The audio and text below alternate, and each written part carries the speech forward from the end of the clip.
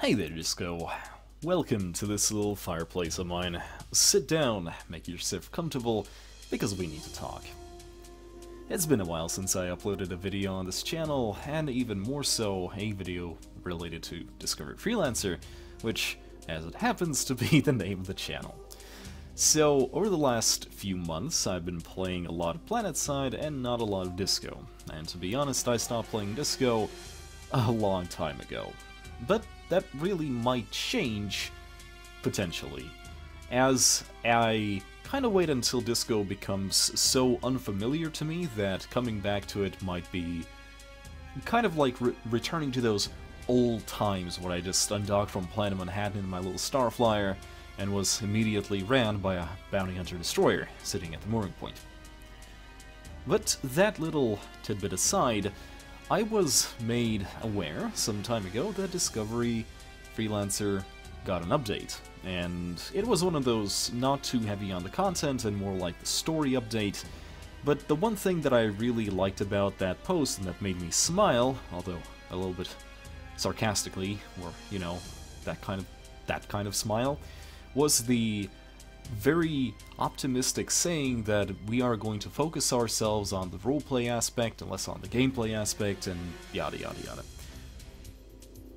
I commend the dev team, the story team, that they want to do this, but let's be honest to ourselves, this is not the first time we see this, and frankly, their attempt to write that they are basically going to fix this issue simply by focusing on the story strikes me as either, in the, best opinion, simply a optimism that they were compelled to write for that post, and in the worst case scenario, it might be a completely, hugely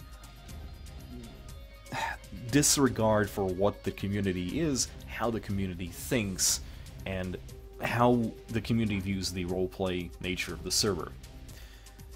You see, honestly, I always had a pet peeve about Disco, and this pet peeve has started from about 2013 and onwards, and yeah, that was 5 years ago, back when I put a lot of effort into actually role-playing on the server and making stories, making interesting characters, making factions that weren't, ironic, eye-rolling LOLs factions, and there's a reason for that. Back in those days, the overall attitude towards the whole roleplay aspect of the server was changing, and again, you must understand that there's nothing wrong with change. Disco as a community changes. New people came in and old people left.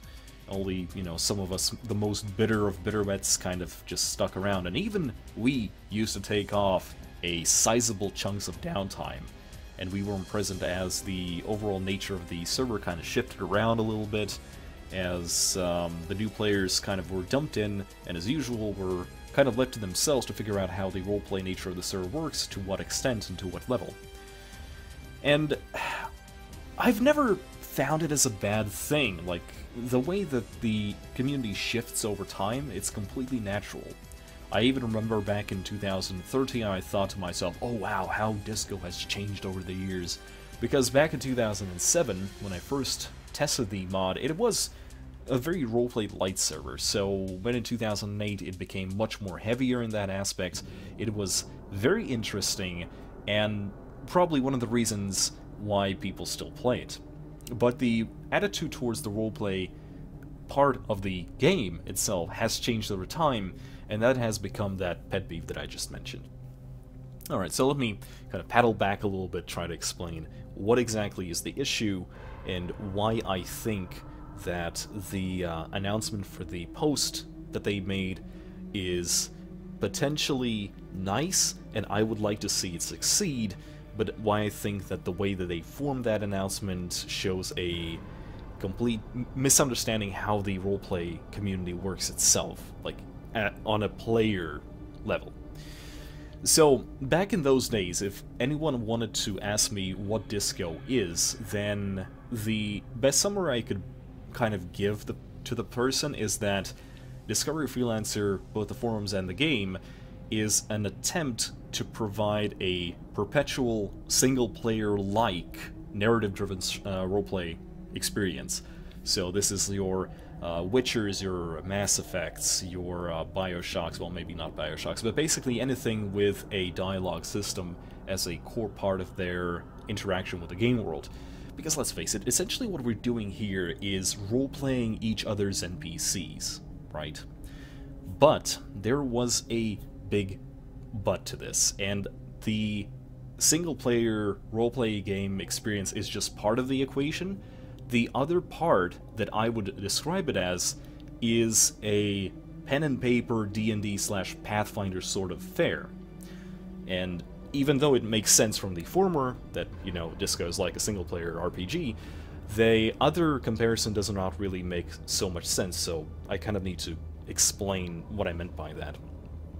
So, in these single-player pen and paper games, your interaction with the game world comes through the interaction with your game master. So he describes the world that you're in, he provides you with miniatures and the maps as tools to provide even more detailed examples of where your character is in relation to something else, the detail of the underlying world, the exact room that you're in, and then you as the player are forced to imagine all of that in your head, just like reading a book. So obviously you're reading a book and you're picturing yourself, the whole situation in front of your eyes. That's what makes roleplay so interesting in D&D, because you can paint that picture in your mind and then play out your own story.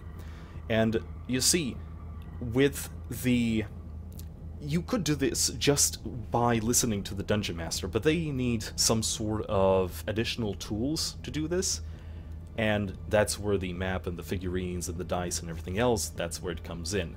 Without that, or rather, without the Dungeon Master explaining it all and giving you the narrative, it's basically a overly convoluted game of chess, right? And see, Discovery is in that same sense. Back in those days, the game was so primitive. We didn't even have FL hook support to this degree.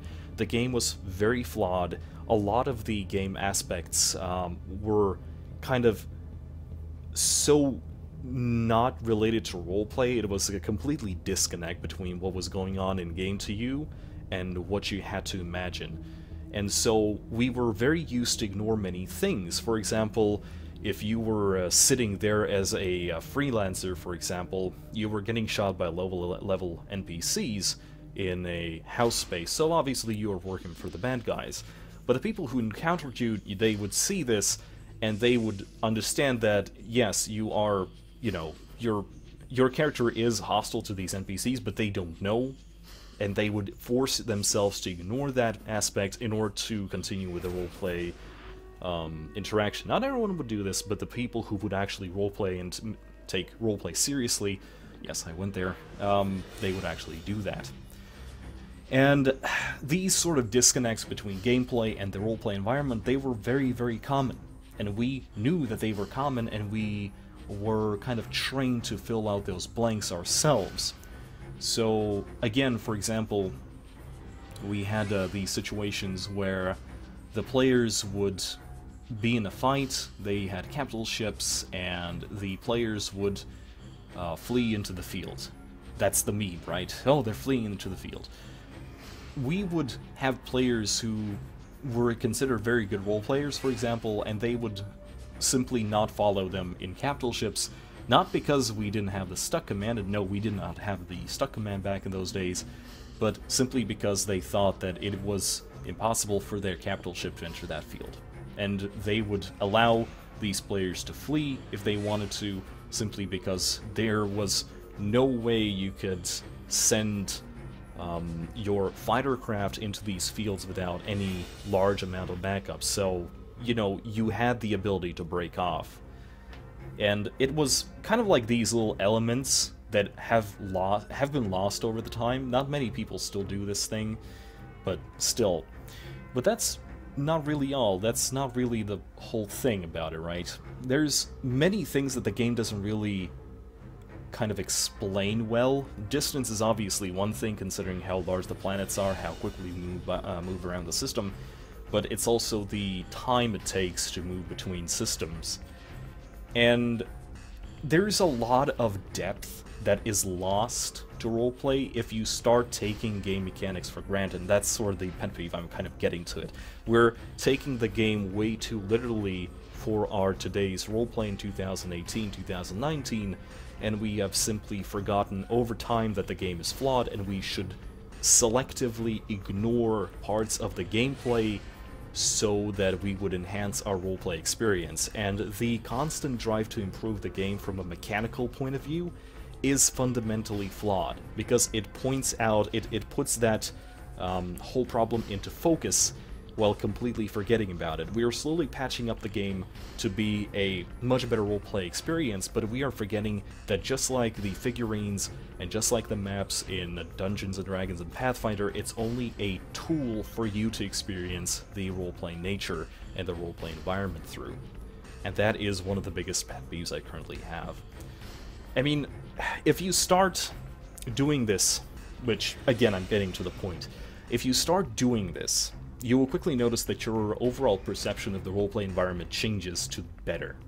For example, you would come across a freelancer ship in New York, for example, and you would ask, you know, where are they from, what are they doing, and this guy would say, oh yeah, he's from Omicron Delta. And instantly, the Liberty Navy officer or the LSF next to you, they instantly change their attitude to the player to be highly distrustful. And you think about, well, what's the big point? You just go to Rainland and just jump to Row and just go to Delta, like, what's the big deal? But, again, this is a individual with a fighter-grade ship that already explains that he has very good, you know, his net worth is quite high to be flying that thing, who has ventured from the Omicrons to the most unlawful, most dangerous parts of Sirius to New York, and considering the amount of time it would take for in roleplay, the time it would take for that ship to, it's a few months of travel. And he's here unscathed. So the reason why these players are these player characters are distrustful are because either this person is very wealthy and he has the capability, either the skill or the support to get through all of that to New York, or he is on good enough terms with the local populace, which by the way is unlawful, to get through without getting shot in the face. So once you start thinking about those things, the game environment becomes much more interesting. Or even more so, I really hate how we are ignoring the fundamental rule of Discovery Freelancer that the Discovery Freelancer server is a roleplay server and you're obliged to roleplay here. That goes both ways. You see, for example, I see Liberty Police official factions. This is from 2017, so obviously this does not apply to anyone in the LPI right now, but I thoroughly remember this happening. It was a Liberty, an indie LNS carrier sitting outside of Manhattan, and we had a Liberty Police Incorporated official player. I think it was one rank above recruit officer, which is basically the second lowest rank. And he was mouthing off to this person. You know, basically that you're just it had that sort of, oh, you're just an indie, you're just a random lol what cap, LNS cap indie sort of vibe to it, which I think it might have been a thing, or maybe it might have not been a thing. But imagine yourself how fucking disconnected this is from the roleplay environment, this sort of attitude that you intentionally allow to sit through. This captain of a Liberty Navy ship, this ship is hundreds of years old. It has seen many, many captains. Many people, maybe even down from generations, have been given the honor of piloting this ship to keep its crew safe, to kind of go through all of this. And this guy is being banned by this fucking traffic cop.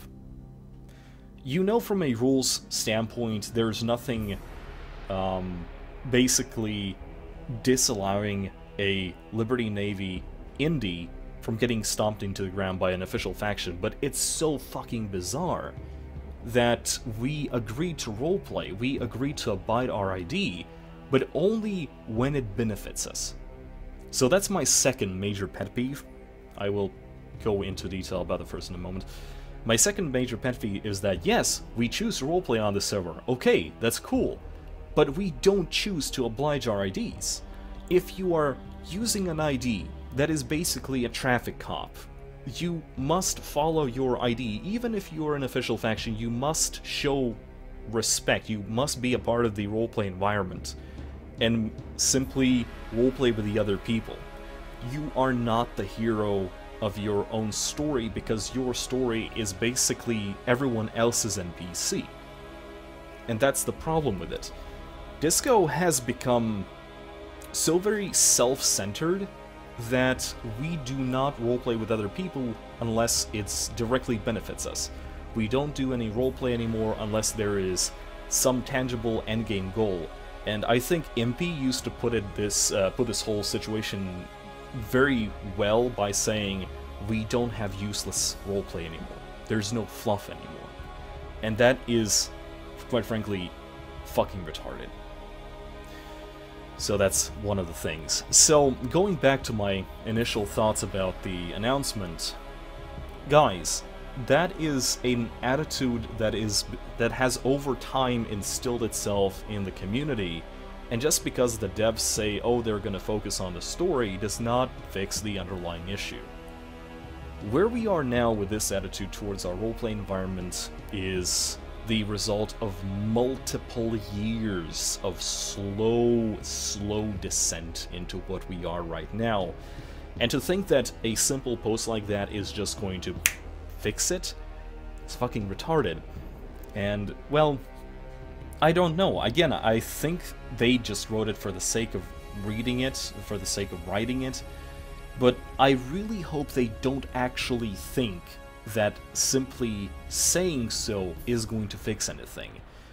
This would require every single roleplayer, people who actually roleplay on the server, to simply stop, buckle down, and take a step back from their own ambitions and take a look at how they integrate to the roleplay environment. Because you roleplay with other people, your story is one of the many stories of Disco, and obviously you are trying to make an impact and have the legacy, so to speak. But when everyone wants to be the hero, and no one wants to be a lesser character, where you cannot take critique, where you cannot lose, where your character cannot be badmouthed by a higher ranking because, oh, you are the rebel, well, then it gets very old very fast, and it does not really add to the roleplay environments. And frankly, I lost my interest in the roleplay environment due to this reason many years ago. So yeah. Another problem, obviously, is that Disco has become very... how to actually kind of summarize this. Imagine you're in kindergarten or school, like preschool maybe. The devs are the teachers of a extracurricular class, which is, let's say for the sake of example, it's a Lego class. And they provide story updates in the form of these, you know, large crates of Lego. And instead of building what you want, you are given this sort of topic. It's like, oh, today we're going to be building a car. Today we're going to be building a house. See, the idea at the time, in those days, which made Disco very interesting for many people, was that the pieces inside of that crate weren't specifically made to be a car, if that makes any sense. You would have to take the pieces you had, and you would need to form them in a way to make a car. Nothing was specifically given to you to kind of fulfill that objective. And, you know, some people were able to do that. They could use the pieces of the update, so to speak, the story update, to further their own character and to build around it. And the devs didn't give a shit whether or not you could use them or not. they would prolong the story, they would put out the bits and pieces and story elements that they thought the players might use or might not use. These days, every single story element seems to be built around pre-existing factions. So instead of giving you guys a crate of Legos, they basically give you a small pile of pieces on one hand and a finished car on the others. Like, hey, here are some pieces you can tack on your existing car. And that's dumb. There is no challenge. Yeah, sure, you can try to figure out how to use these pieces to make your car cooler, especially when the pieces on your neighbor's side are not the same as yours, but it's nothing outstanding to do that. We would really benefit from a lore master, or, well, back in those days we were thinking about a game master, right? But we would benefit from a player who would start making these situations, which would be then implemented on the server, and basically everyone is given a chance to figure out how to base their roleplay around it. They would not get a warning, none of these situations would be geared towards or against any faction, and they would be so random that, in the end, some people might benefit from it if they choose to figure out how to do it, and some people might not benefit from it if they choose not to completely ignore it, essentially. Now, I'm not saying this is the right thing, by far. I don't think it's the right thing, I don't think it's the wrong thing, but this is the pet peeve that I'm currently living when it comes to Disco, and that is the pet peeve that is preventing me to come back and actually contribute to the roleplay environment. So, yeah. Will I return? Yeah, sure, obviously. I really don't think that unless Disco magically dies, then, you know, yeah. So, that was my update.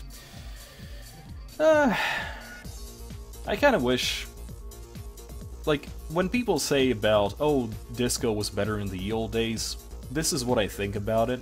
This is what associates for me as the good old days, so to speak. Obviously, this is not the case for everyone, but yeah, this is what I miss about the old Disco.